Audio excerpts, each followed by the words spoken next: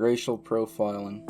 Racial profiling is a sensitive topic to talk about, but I believe it is important, and in this video presentation I will go over my own opinions, research that I've done, and although I will bring up the United States of America, I'd much rather not talk about the USA too much, because there seems to be a drastic difference between racial profiling in the States than in Canada. Does racial profiling exist?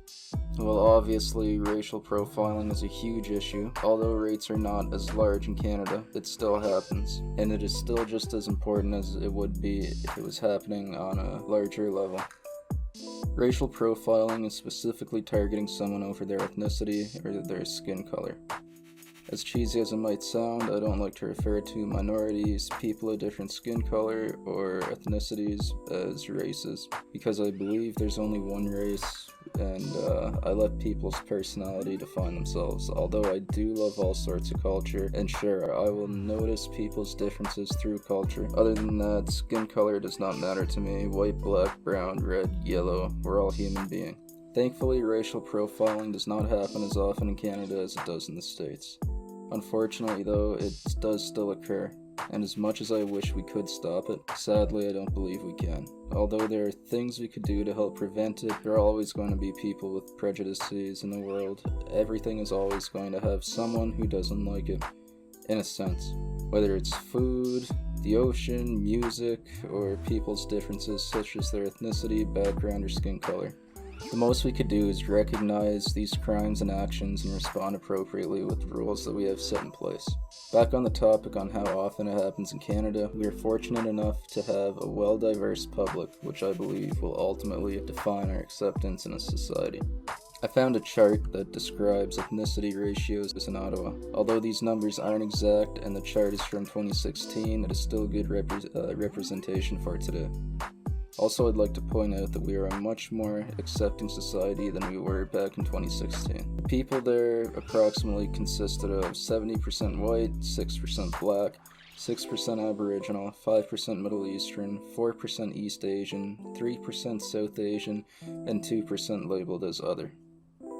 Since traffic stops are the largest examples people use when bringing up racial profiling, I will read off a chart from the same year describing the ratio between different ethnicities being pulled over by police.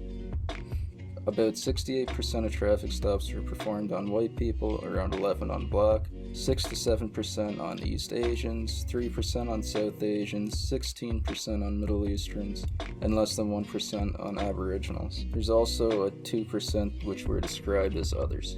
Though the numbers do fluctuate, it's not that far from being a 1-to-1 ratio between the general population and the traffic stops. The traffic stops seem to be well balanced and are almost equal, although for some reason it seems as if Middle Easterns are about 4 times as likely to be pulled over than anyone else. This could be caused by many different reasons, such as the financial well-being in different communities and ethnic groups. But that's a different topic of discussion. Although there are little differences between who's being pulled over in the population, and although I don't believe it is likely, racial profiling is definitely a possible cause.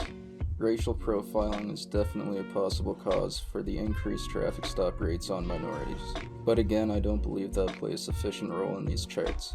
Racial profiling contributes to the stereotypes of how the police force is racist or in general a hateful group, so it is good to know the differences between people using racial profiling as an excuse or reasons towards events that have taken place or that have caused other issues compared to real racial profiling.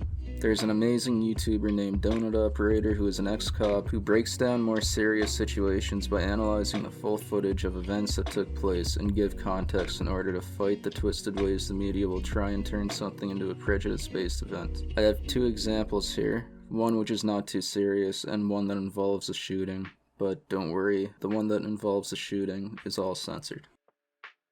Hello everyone, Donut here, and you guys know I love me some viral videos on Facebook involving police officers. The video that we're going to take a look at today involves an officer who looks entirely too young to be on his last day before retirement, but it's certain that he just doesn't give a shit. It's not like I don't give a shit like I'm going to put the public in danger, more like I don't give a shit like I've had a hard day and I'm not putting up with it anymore. Somebody's calling the shots. She's out of here. Everybody's out of here. You guys are all out of here. Take your ride. See how they treat our kids? Take your ride and get out of here. We're out here, they call them animals. Yeah, They because called our you're children behaving animals. like an animal. They called our children animals. They're doing the very same thing that the rest of these kids are doing in here. Okay, well, if they're acting shitty in the movie theater, then they're acting like animals. God, it's almost as if white kids can't act like animals, or Asian kids can't act like animals.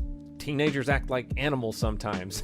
You really think the officer and the movie theater manager went in there and said, whoa, black people? We can't have black people in this theater. This is a white theater. If there's a group of teenagers being shitty, then yes, the best thing to do is to remove them all from the theater. And they're being persecuted. So you have to leave. They're being persecuted just as well. Listen. I paid my money. No, I'm not going anywhere. listen. My kids are in there. This is I'm not paying. I'm not defiant going trespass. anywhere. Get off the I didn't premises. trespass anything. I didn't do anything wrong. You better not touch me. I'm watching this guy. Look at this guy. Don't touch me. You better not touch me. I have not broken any law. Get off of me. Get off of me. You see this guy? Get off of me. What are you doing? Look at this guy. And you know I wasn't wrong? Resisting arrest. Resisting arrest for what? It looks like the officer asked her several times to leave the premises. She wouldn't leave, and so she was placed under arrest. It's called trespassing, and when a business doesn't want you on their property, they can tell you to leave, and if you don't leave, you can be arrested. As you can see in this video here, some teenagers were asked to leave the movie theater and were making a big deal about it, and they claimed that it was because of their skin color. The adult refused to leave after being asked multiple times and then resisted arrest, ultimately leading to the use of force. This video went viral and was called an event of racial profiling, although it was not. Just listen to the cops and the property owners and it'll save you a headache. This next video, although it's not graphic, as I said, everything is censored, is another video that went viral. Basically, the headline of every news source that reported about this said, "Innocent unarmed black man shot," which was widely believed until the body cam footage was released to the public. Hi everyone, Donut here. Today we're going to be taking a look at body camera footage from a shooting that took place in Vineland, New Jersey recently. Drop it!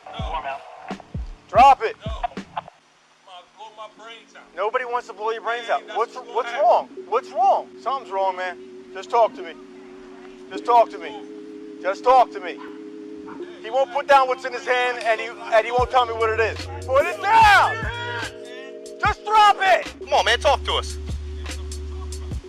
Well, there is, man. What's going on? He keeps telling the police officers to shoot him. He keeps saying he has an explosive device in his hands. Eventually, there are 5+ officers on scene.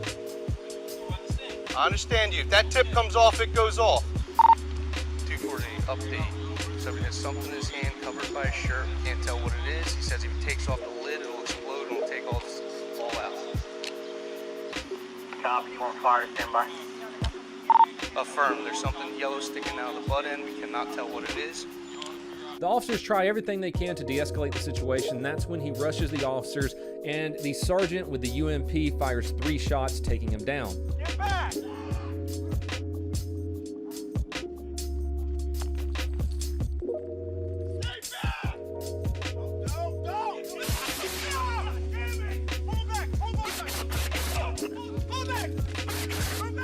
It turns out he had garden shears wrapped in the t-shirt in his hand. EMS were called, but unfortunately he passed away. This was 100% suicide by cop. Reports state that he had just gotten out of prison and he was upset because he didn't have his girlfriend or his kids anymore. Point is, they didn't shoot him because he was black. They tried for 26, 27 minutes to calm him down before he rushed them. They did everything they could to stop from shooting this man.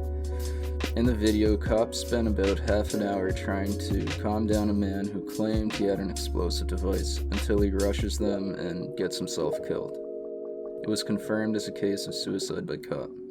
It's false reports like these that hurt the reputation of the police force and is overall disrespectful to people in cases like in the last video where the man actually lost his life over a mental breakdown. Both of these instances happen in the United States.